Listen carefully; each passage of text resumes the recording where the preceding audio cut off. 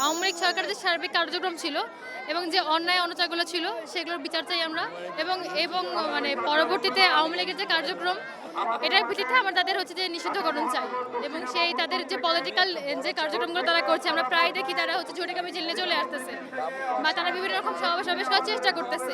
তা আওয়ামী লীগ এবং তাদের যে দোসররা আছে তাদের সার্বিক রাজনৈতিক মানে যে কর্মকাণ্ডগুলো আমরা চাই এসব যাতে পরবর্তীতে সামনে আসতে না পারে, কারণ তারা যেভাবে জুলাই মাসে ছাত্র জনতার উপরে গুলি করেছে এবং যেভাবে আমাদেরকে মেরেছে এটা কোনো রাজনৈতিক দলের কোনো কার্যক্রমের মধ্যে পড়তে পারে না।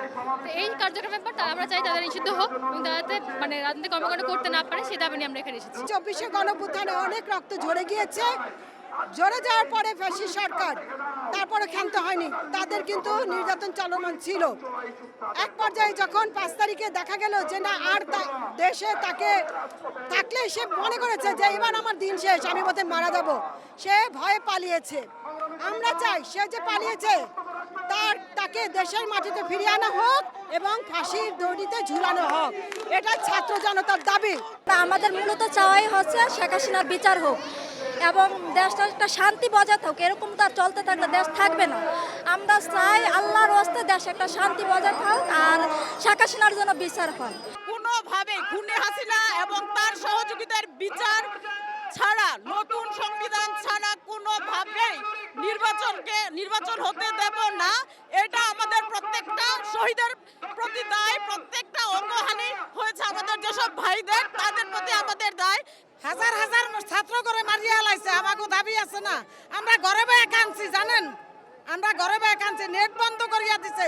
ওর মতো বেদিন এই পৃথিবীতে এই বাংলার মাটিতে যে না আইতে পারে। আর এখন আওয়ামী লীগ মাঠে নামে কেন?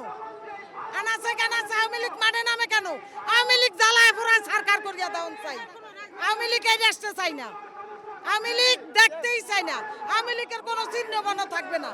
দেশের যে স্বাধীনতাটা এসেছে এটা যেন সঠিকভাবে আদায় করা হয় এবং নতুন যে দল আসবে দেশের জন্য যেন কাজ করে, এটাই আশা।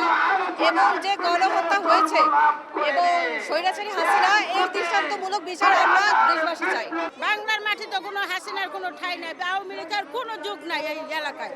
এই বাংলার মাটিতে আওয়ামী লীগের কোনো চিহ্ন থাকবে না।